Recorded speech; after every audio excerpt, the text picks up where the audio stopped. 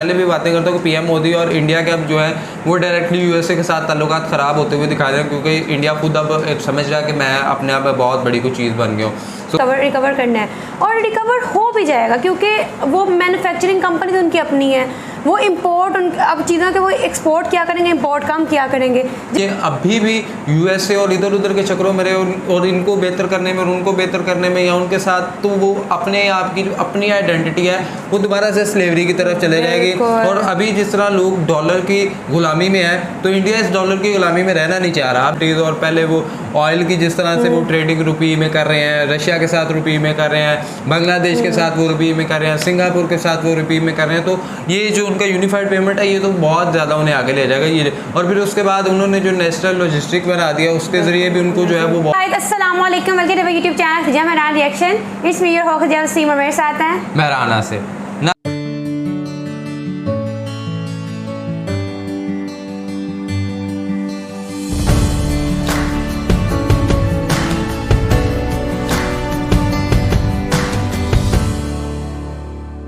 दिन Indian rupee जो है वो और दूसरी जानब वर्ल्ड की जितनी भी करेंसीज है, और इंडिया वैसे भी डॉलर को अब छोड़ने की तरफ जा रहा था।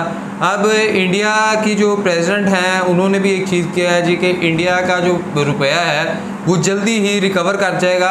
और अभी ये तकरीबन इंडियन रुपी जो है वो 75 to 80 के दरमियान, और सम 80 क्रॉस भी कर जाता है, यहाँ पे ही रह रहा है। लेकिन ये अनकरीब जो है वो 70 रुपीज़ पे आ जाएगा। और इंडिया का जो पैसा है, इंडिया का जो रुपया है वो ताकतवर होगा, और डॉलर जो है जिसे वर्ल्ड की करेंसी कहा जाता है वो नीचे आएगी। और जिस तरह पहले भी है, इंडिया का अपना यूनिफाइड पेमेंट जो है वाला सिस्टम है वो उसने अप्लाई किया और वो तमाम ममालिक के साथ करा। फिर अभी वो सऊदीया के साथ रुपये और रियाल में करने जा रहा है, सिंगापुर के साथ भी ये सिलसिला चल रहा है। उसके अलावा युवान में और ब्रिक्स में कंट्रीज़ में भी अपना ही एक जो है वो करेंसी डेवलप कर रहे हैं, डॉलर को छोड़ने जा रहे हैं। सो इससे इंडियन रुपये को जो है वो फ़ायदा तो पहुँचने वाला है। अब ये किस तरह से ये एक स्टेटमेंट का आ जाना, और इससे यकीनन यूएसए में भी जो है वो गमो गुस्सा आएगा। और जिस तरह मैं पहले भी बातें करता हूँ कि पीएम मोदी और इंडिया के अब जो है वो डायरेक्टली यूएसए के साथ ताल्लुकात ख़राब होते हुए दिखा रहे हैं, क्योंकि इंडिया खुद अब समझ रहा है कि मैं अपने आप में बहुत बड़ी कोई चीज़ बन गया हूँ। सो देखते हैं किस तरह से ये चीज़ें चलती हैं। वीडियो को लिंक आपको डिस्क्रिप्शन में मिल जाएगा, लेकिन साथ साथ अगर आपने हमारे चैनल सब्सक्राइब नहीं किया, सब्सक्राइब चैनल और बेल आइकन को वहीं चलते हैं, नहीं देखते हैं।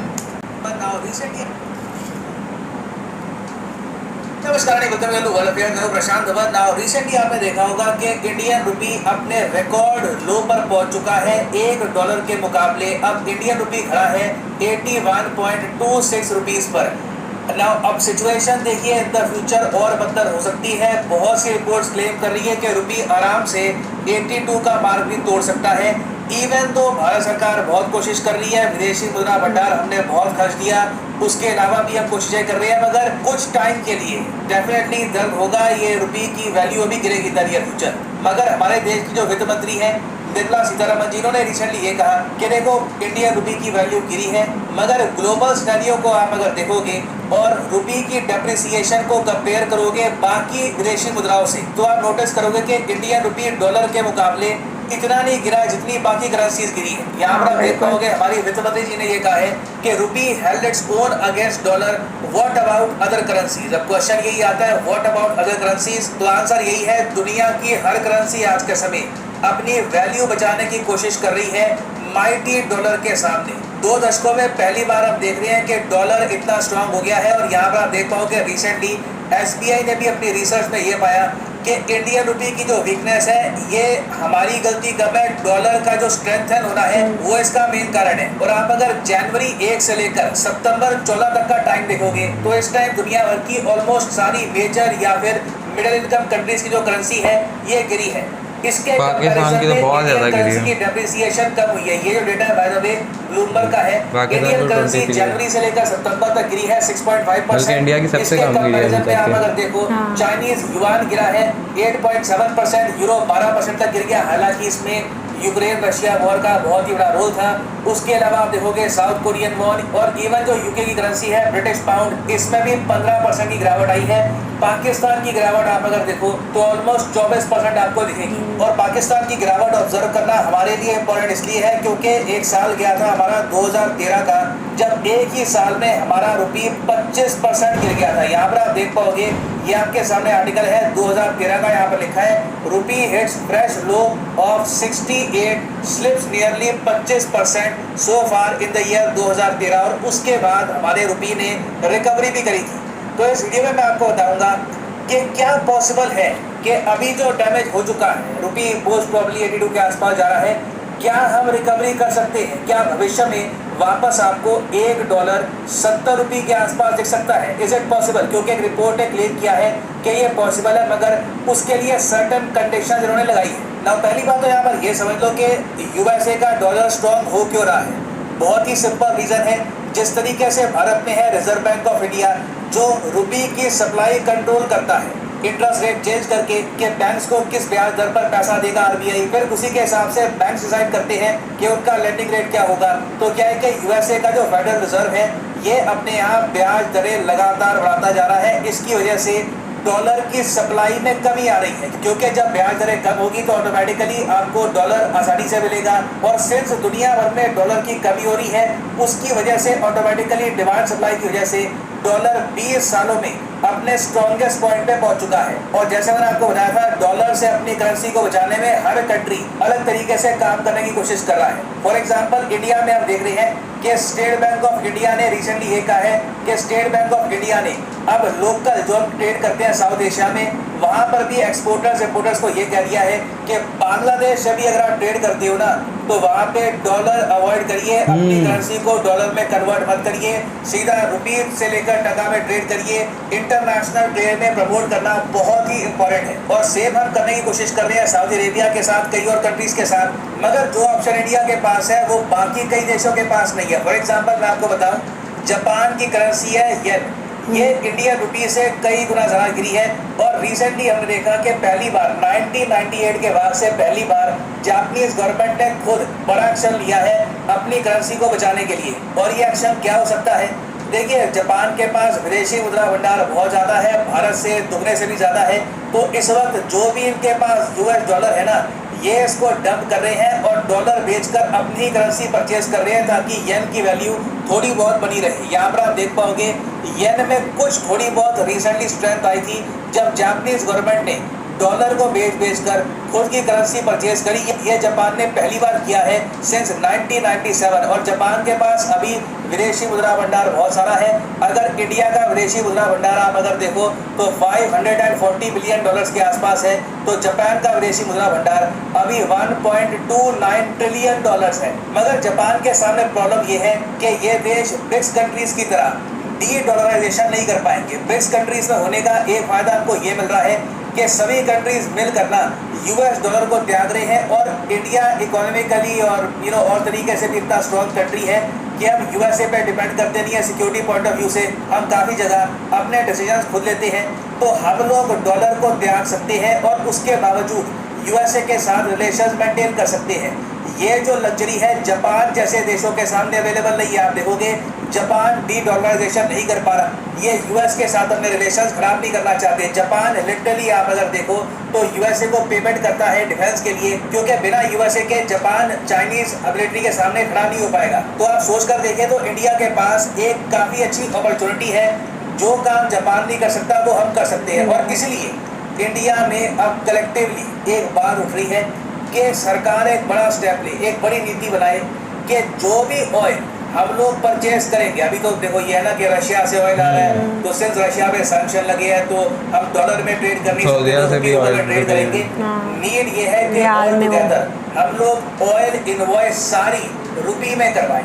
अगर ये कर लिया हमने तो इससे हमारी करेंसी बहुत हद तक स्टेबलाइज हो जाएगी। मगर ये करना आसान होगा नहीं, क्योंकि एक बार को रशिया से तो हम ट्रेड कर लेंगे रुपये में, मगर रशिया आज भी मैक्सिमम 10 से लेकर 15% के आसपास हमारा जो ऑयल है ये प्रोवाइड कर रहा है। बाकी 85% जो हमारा ऑयल है वो आता है या तो अफ्रीका से या फिर मिडल ईस्ट से। तो इराक, सऊदी अरेबिया, नाइजीरिया, उसके अलावा अंगोला, अल्जीरिया, ये सब जो देश हैं इनसे इंडिया को बातचीत करनी होगी और एक मैकेनिज्म बिल्ड करना होगा रुपये ट्रेड का, और इन सब कंट्रीज को मनाना बहुत ही मुश्किल होगा। This will be a challenge in front of India. मगर रिसेंटली एक रिपोर्ट पब्लिश हुई है कैपिटल इकोनॉमिक्स की। इस रिपोर्ट ने यह कहा है कि देखो निराश मत हो के रुपये की वैल्यू 81, 82 के आसपास पहुंच गई।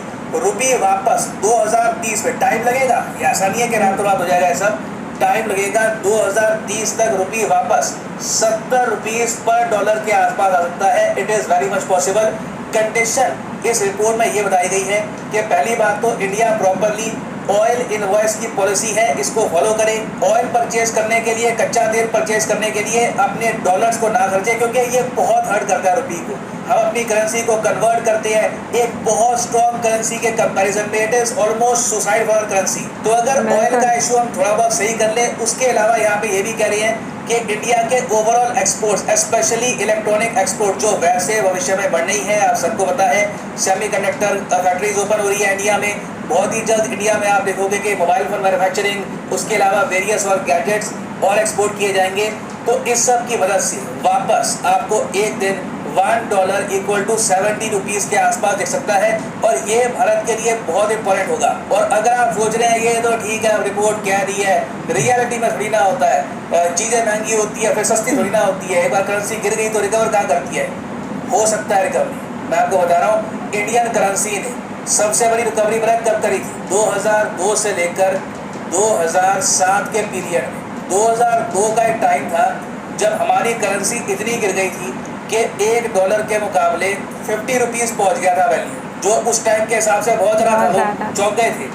मगर फिर हम लोगों ने अपने एक्सपोर्ट्स इंप्रूव किए, पॉलिसी में चेंजेस किए, और धीरे धीरे 2007-8 तक आते आते हम 50 रुपीज़ पर डॉलर से पुल बैक करके इसको 40 रुपये पर डॉलर भी लेके आए थे। हाँ, वो अलग बात है, बाद में फिर इकोनॉमिक क्राइसिस आ गया 2007-8 का, फिर उसके बाद तेल के जो दाम है ये भी महंगे हो गए, कई प्रॉब्लम्स हुई है। मगर जिस तरीके से हम परमानेंट सोल्यूशन निकाल रहे हैं बहुत सी चीज़ों का, मैं आपको बता रहा हूँ पॉसिबल है कि वापस आने वाले कुछ सालों में हमारा रुपये स्ट्रॉन्ग बन सकता है, और इस बार ये स्ट्रेंथ कायम रहेगी, वापस रुपये फिर डेप्रिशिएट भी नहीं करेगा। तो नीड यहाँ पर यह है कि सरकार कॉन्स्टेंटली कोशिश करे कि दुनिया भर के कंट्रीज़ के साथ हम रुपये में अपना ट्रेड इंक्रीज़ करें। इसमें ऑब्वियसली डॉक्टर एस जयशंकर, विदेश मंत्रालय का क्रिटिकल रोल रहने वाला है।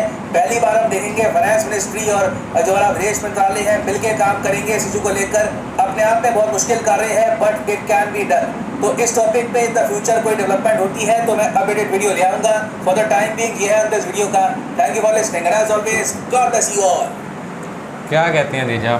व्यान, इंडिया का रुपये तो पाकिस्तान की निस्बत तो बहुत कम है, पाकिस्तान का तो कहाँ चला गया उठ के।